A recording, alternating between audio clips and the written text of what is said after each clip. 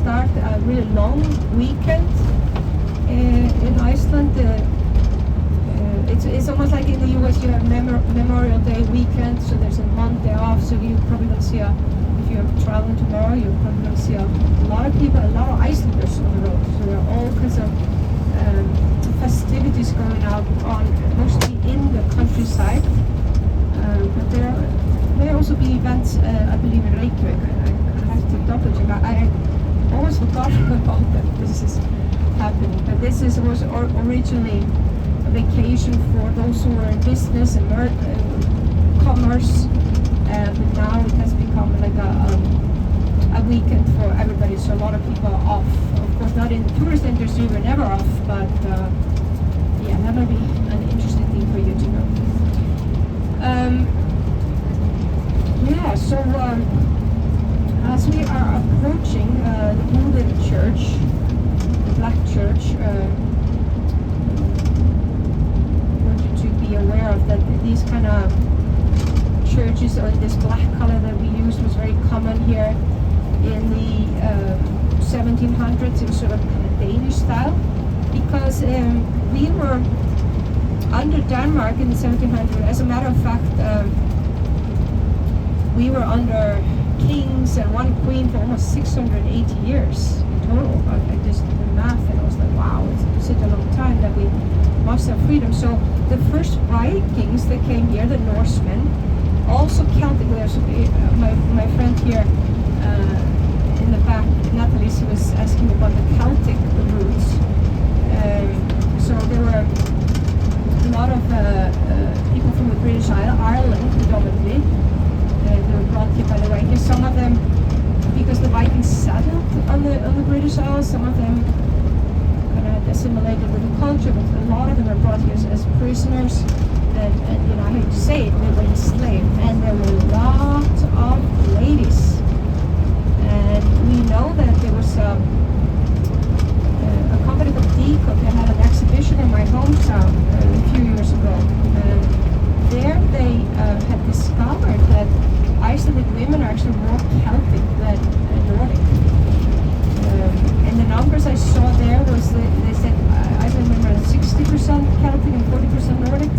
And then the men, Icelandic men, are about 80% Nordic and 20% Celtic. And that tells us that they brought a lot of Celtic women here. And so,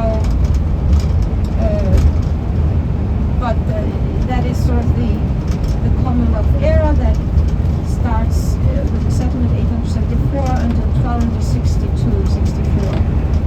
And so we are, you know, the Norsemen at least were free, maybe not necessarily the Irish, even though you can see it in their sagas that the Vikings start to give them more freedom. Because in many ways the Celtic culture and the Norse culture complemented each other. The Celtics were also fantastic woodsmen, like the Vikings. They were also great storytellers, and they also were musical people. And just so you're aware, in Ireland there is also a wealth of folklore, of shapeshifters, elves, and otherworldly creatures. So, you know, sort of the folklore that we have today is most likely just a mix of the Norse and the Celtics. And then I was thinking, well, who gets to tell the children stories at night? And very likely it was the mothers, or who knows, maybe the Celtic needs a stroke, but we're never going to be able to prove that because, you know, these basically two groups assimilated over time, and the Vikings start to give the Irish more freedom. And there's like in our stories we can see that the Gísla saga Súrssonar, for instance, a very famous saga where he valued so much the help and the support of his slave that he decided, like, because he had helped him, got him out of serious danger, he decided to give him freedom and land. And yeah, so this is a little bit dark side of our history, but in the 1200s, things really started to change. We had more or less lived relatively peacefully here. There were, of course, feuds and battles. So there was a little bit of tension. That's why you need the parliament, so people could come together once every year. So it was mandatory to come up once every year to discuss the law or amendment of law, or even deciding punishment to try to keep things calm.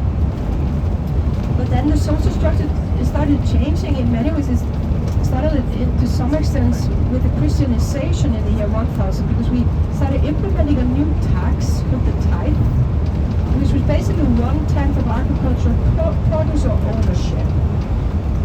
And so so with Christianization, we started building churches, and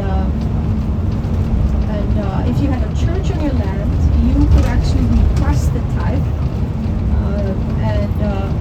the money was supposed to go to the church. It was supposed to go to the maintenance of church, to the poor people, to the priests. But unfortunately, it ended up very often in the pockets of the chieftains. And so, yeah, the early system here, political system, we had many chieftains ruling here. So at the peak, we had about 48 chieftains.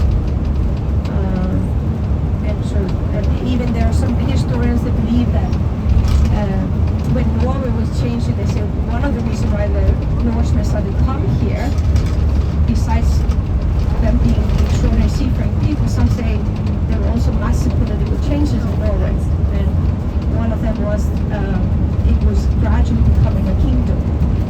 And Harald Fainir was, the main culprit. He kind of started dominating big parts of Norway, and so Norway had become an established kingdom over a few hundred years.